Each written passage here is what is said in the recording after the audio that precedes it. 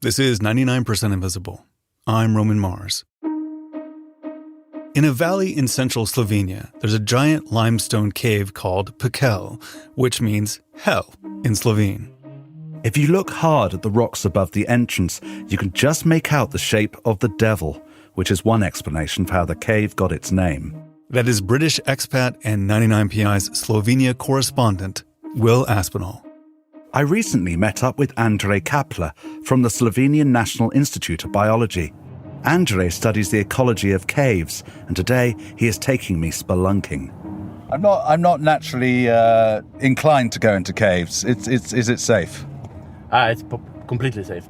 But there's one caveat in this case, because it was very, very rainy these days, and hopefully it didn't flood.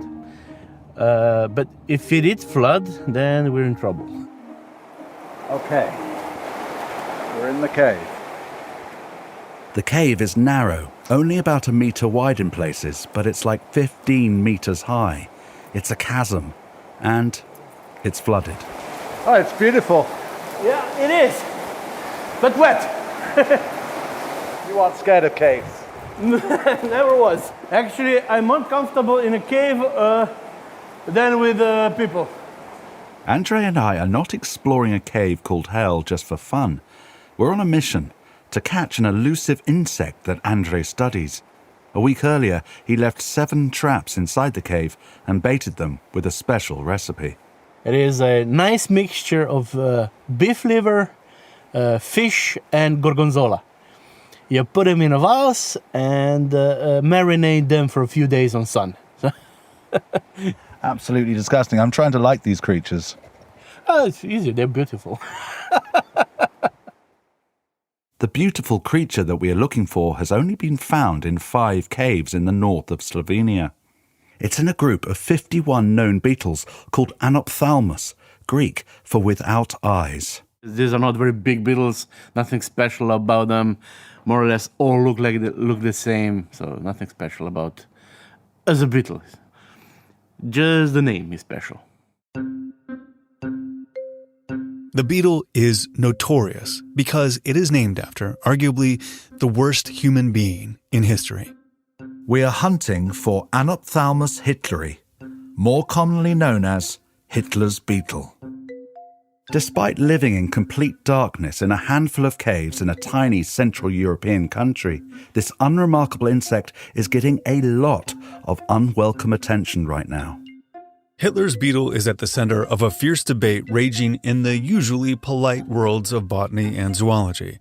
It's a debate about whether we should rename species that are named after objectionable human beings, and even whether we should be naming organisms after people at all.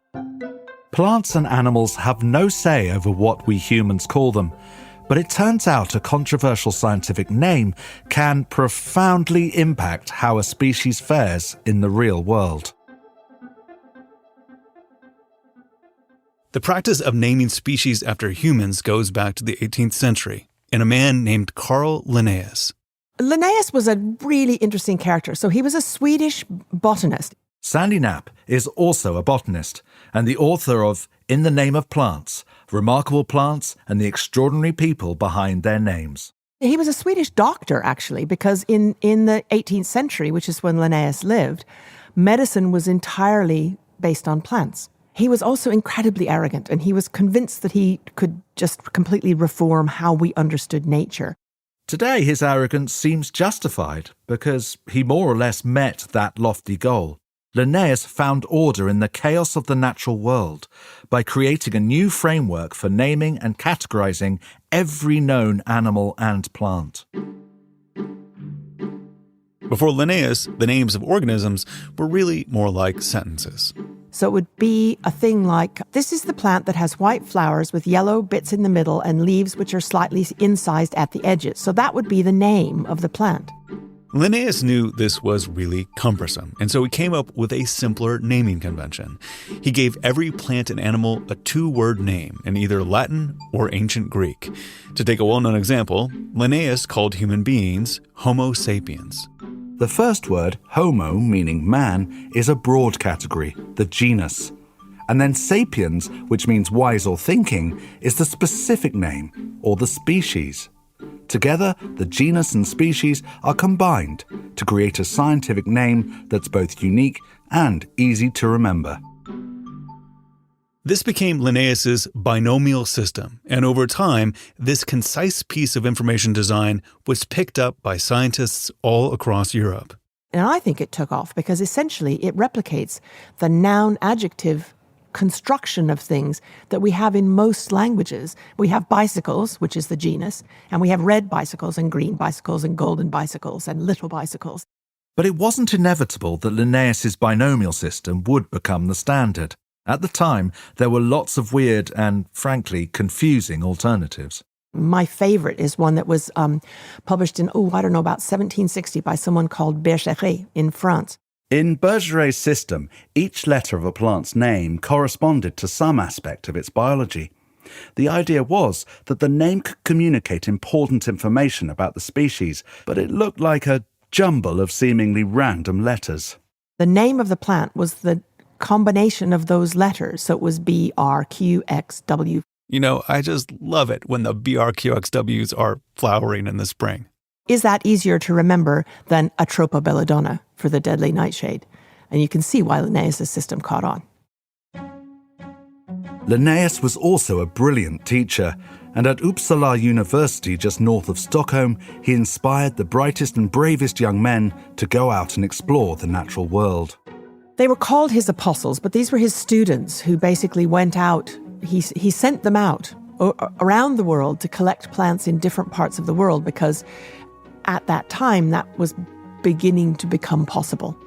His apostles traveled the world on dangerous scientific missions to Java in Japan, Venezuela, and Vietnam.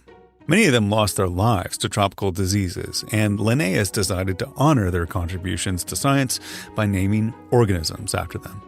To use Sandy's analogy, not only were there red bicycles and yellow bicycles, but there were now Will's bicycles and Roman's bicycles too. And it wasn't just his apostles. Linnaeus also named plants after scientists he admired. Take, for example, the magnolia. Pierre Magnol was a botanist who wrote a flora of the area around Montpellier and was one of the people who sort of first came up with the concept of plants having families, plants being in families. And Linnaeus was a great admirer of magnols, so he named magnolia for Magnol. But Linnaeus was clear that not just anyone should be given the honour of having a species or a genus named after them. He even wrote down guidelines about what type of person was acceptable. They weren't rules as in you had to follow them, but they were his rules for how things should be done properly. Things like names should not be used to gain the favor or preserve the memory of saints or of men famous in some other art. So his view was that you should name things for people who have promoted the science of botany. Linnaeus named 12,000 species in his lifetime, and actually very few of those were named after people. But in the centuries that followed, as more and more plants and animals got discovered, the practice became increasingly common. And Linnaeus's guidelines about what kind of people you should name a species after went more or less out the window. Increasingly, scientists began to name species after people they just happened to be fond of. Slovenia's infamous beetle was very nearly given a different name. The insect was discovered in 1932 by a Slovenian naturalist named Vladimir Kodric in a cave very close to the one I visited with Andre. Kodric thought he had found a new species, but he wanted a second opinion, and so he sent a specimen to an Austrian beetle collector called Oskar Scheibel. Oskar Scheibel was actually very good entomologist. He had money, so he could afford to go to trips. He could afford to buy specimens from people like Mr. Kodric, and he had vast knowledge about this. Scheibel confirmed that the beetle was a new species, and, adhering to Linnaeus's guidelines, he initially agreed to name the new beetle Anophthalmus kodrici to honour the discoverer. But then he had a radical change of heart, because in addition to being a world-famous bug collector, unfortunately, he was a passionate Nazi. And so Scheibel's formal submission of Anophthalmus hitleri in a German scientific journal in 1937 combined his two great loves, entomology, and Adolf Hitler. This part. Den Herrn Reichskanzler Adolf Hitler als Ausdruck meiner Verehrung zugeeignet. So he gives this species to Adolf Hitler as his devotion to him. Hitler was apparently quite tickled by this gesture. According to some sources, he sent a personal letter to Scheibel thanking him for the honor. Naming a species after Hitler might be particularly ill-advised, but this kind of thing happens all the time. There are around 2 million known species in the world today. Each year, another 18,000 get discovered, and every new species needs a name. Which has led to some, shall we say, interesting choices? We did so much field work and went to so many different sites that, those first few months when we first started, we're like, oh man, look at this new species. We were really excited, but we just kept finding more and more and more. This is Derek Hennon. He's a diplodologist. That's a person who studies millipedes. In 2021 and 2022, Derek and 2 colleagues from Virginia Tech published several papers based on years researching the millipedes of Appalachia. Over that time, they discovered 50 new millipede species, and each one needed a name. When you have 50 new species to name, you're really trying to pull from anything to kind of make them unique and also just to sound different. They named some millipedes for the location where they were found, like Nanaria scholastica, discovered on the campus of Washington and Lee University in Virginia. Others got names related to how they looked, like Nanaria serpens, a millipede with distinctly snake-like features. But with so many new millipedes, place names and simple adjectives wouldn't suffice. And so they decided to name some of them after people. And if you want an obscure millipede to stand out, why not name it after one of the most famous and beloved people on the planet? Yeah, well, first, I would say, I was just a fan of Taylor Swift's music, and we'd be driving to these field sites, and, I would like to play Taylor Swift when I could, and so, kind of as a nod to her music, keeping me in a good mood when I needed it, I wanted to name a species after her. When Derek named a millipede Nanaria swifti after the world's biggest pop star, he became perhaps the first diplodologist to be featured in the pages of Rolling Stone. Which was great because, normally millipedes don't make front page news too often. So it was a fun experience. And, I was just glad to have people excited about millipedes. Taylor Swift wasn't the only human being Derek honoured. Famous podcasters, the McElroy brothers, also have a millipede named after them. And crawling around at the bottom of Virginia's Blue Ridge Mountains is Nanaria mariani, named after Derek's wife. My wife often goes out with me when I want to look for millipedes, and so that was also just to show her my appreciation for how patient she is to wait for me as I am digging around in the leaves. These days, lots of scientists are pulling stunts like this. There's a horsefly named Scaptia beyoncei and a tiny Mexican moth named Wachia chewbacca. Arnold Schwarzenegger has 2 insects named after him, a beetle called Agra schwarzeneggeri and a tiny fly with oversized legs called Megapropodifora arnoldi. And not all the names are cute and fun. Some scientists clearly have a political agenda.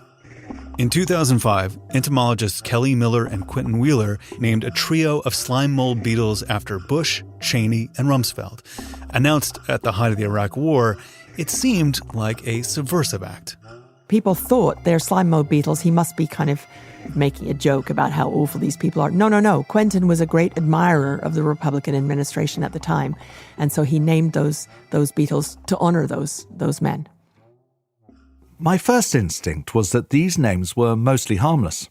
If hard-working zoologists want to shine a light on their relatively arcane work by naming a glowworm after their favourite podcaster or politician, who am I to judge?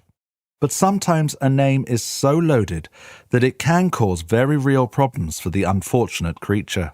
Which brings us back to Hitler's beetle. 20 years ago, Andrei Kapler made a grim discovery in the cave where Anophthalmus hitleri was first found. Poachers had destroyed the fragile cave ecosystem and the ground was littered with beetle traps. It turns out Hitler's beetle is in high demand from far-right extremists who are buying up dead specimens like tiny Nazi trophies. Every specimen is precious because we need it for research, not for showcasing them and boasting around. Oh, look what I have Hitler's beetle. That's stupid.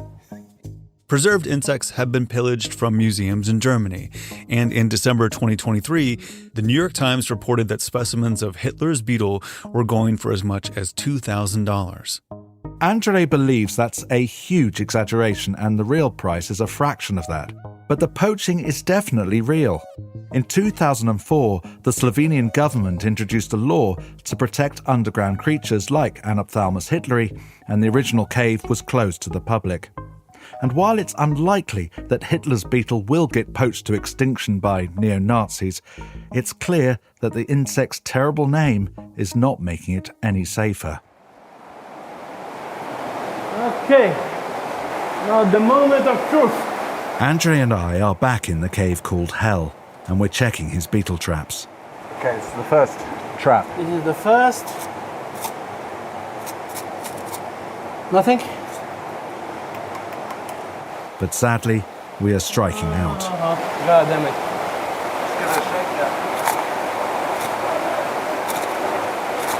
Nothing. Andrei says our struggles on today's beetle hunt have very little to do with neo-Nazis and everything to do with the heavy rainfall we've been getting. Oh no. This one got flooded. Okay, is that number 5? Number 5 has got water in it, but the others were dry, just didn't have any of Hitler's beetle. Okay.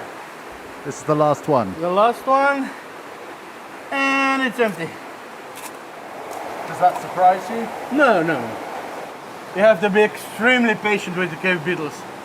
So sometimes it takes years and years just to catch one. So it's not a tragedy, it's just misfortune.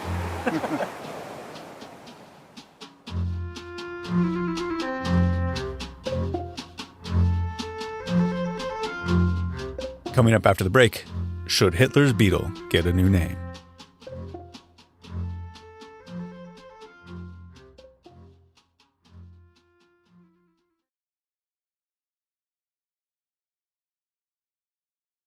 Everyone who I interviewed for this story more or less agreed that the name Hitler's beetle was an unfortunate historical relic, which begs the question, why not just change it?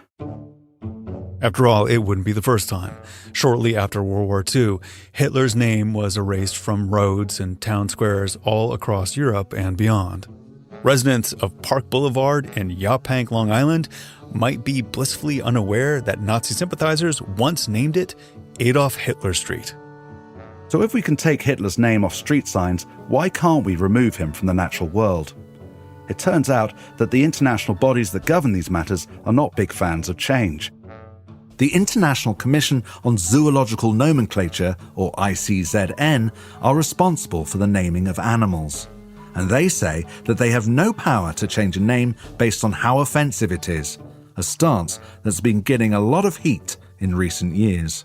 It's a remarkably controversial subject, far more controversial than I ever imagined. I've been publishing scientific articles for 30 years now, and this has got the most amount of interest of anything that I've ever published. Richard Ladle is Professor of Conservation Science at the Federal University of Alagoas in Brazil. He was one of 11 scientists who co-authored an article in the journal Nature, Ecology and Evolution, arguing not only that offensive names like Anophthalmus hitleri should be changed, but we should also stop the practice of naming animals after humans entirely. Do you want a species to be a living reminder? Because that's what it is. It's a living reminder of something that maybe doesn't deserve to be celebrated.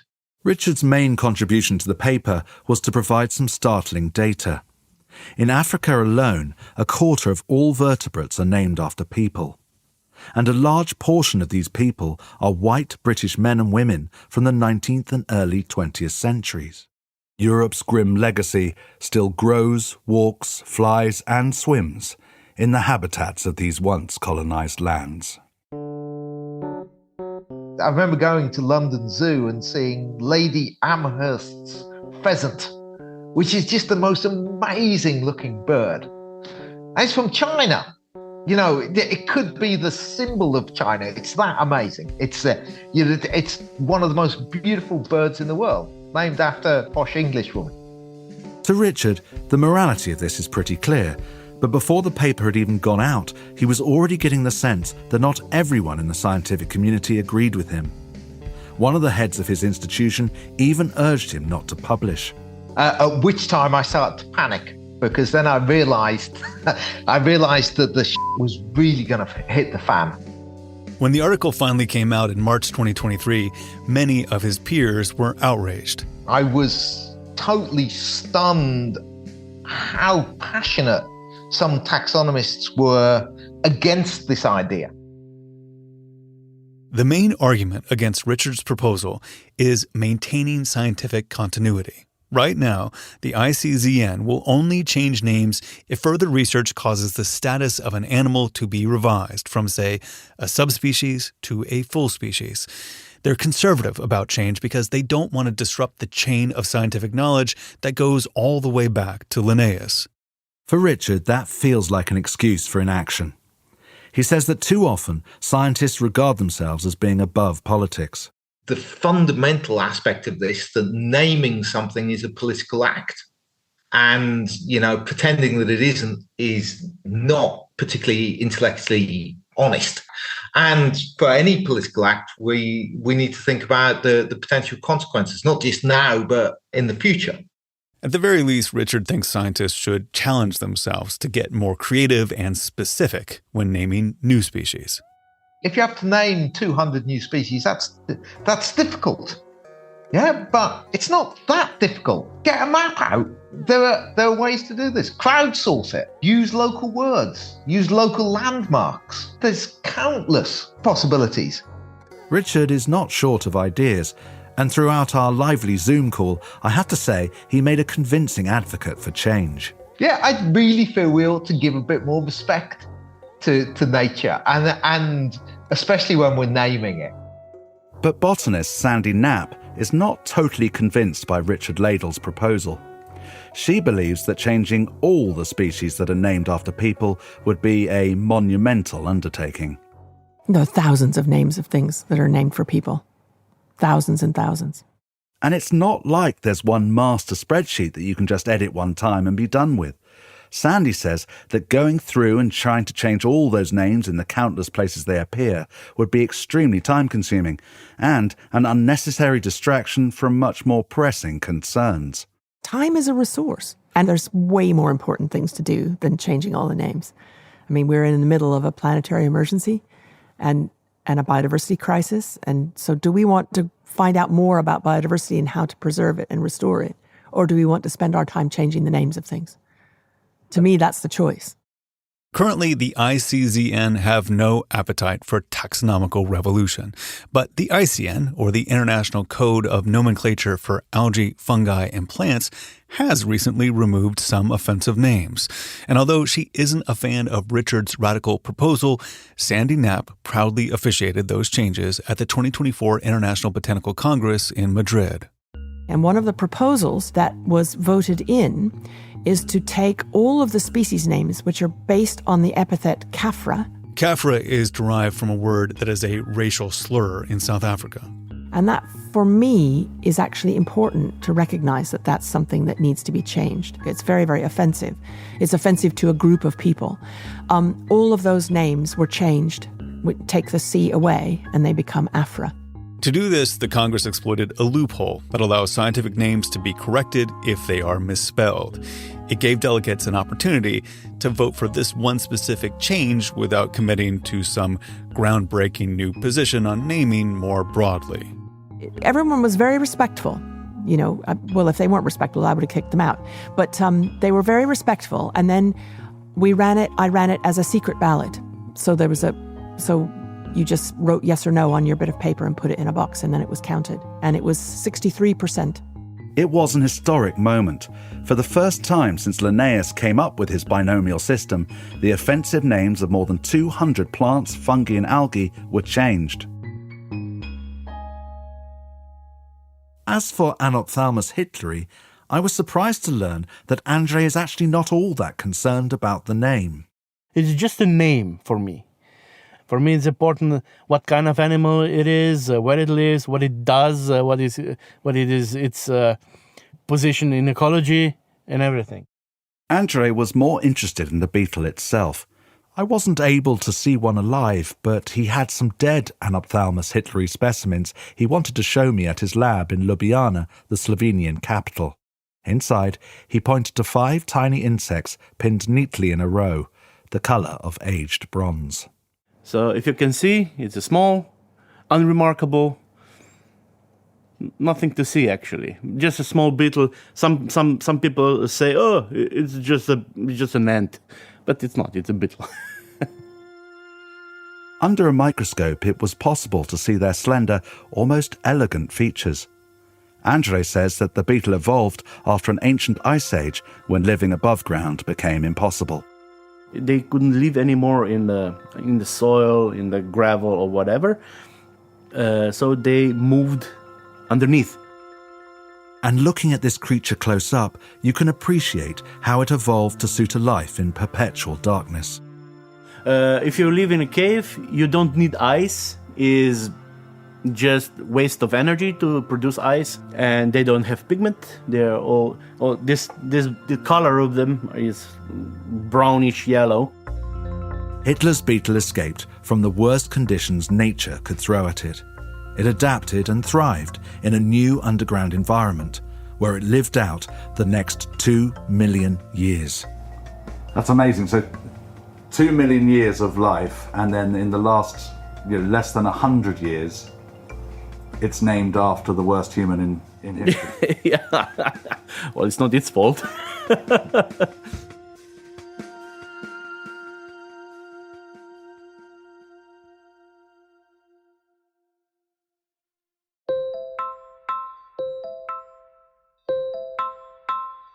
99% Invisible was reported this week by Will Aspinall, produced and edited by Emmett Fitzgerald, mixed by Martin Gonzalez, music by Swan Real, fact-checking by Graham Haysha. Kathy Tu is our executive producer, Kurt Kolstad is the digital director, Delaney Hall is our senior editor. The rest of the team includes Chris Berube, Jason DeLeon, Christopher Johnson, Vivian Leigh, Losh Madon, Joe Rosenberg, Kelly Prime, Jacob Medina Gleason, and me, Roman Mars. The 99% Invisible logo was created by Stefan Lawrence. We are part of the SiriusXM podcast family, now headquartered 6 blocks north in the Pandora building in beautiful uptown Oakland, California. You can find us all on Blue Sky, which is kind of like Twitter, but for people who don't think things should be named after Nazis. We're also hanging out on our own Discord server. There's a link to that as well as every past episode of 99PI at 99pi.org.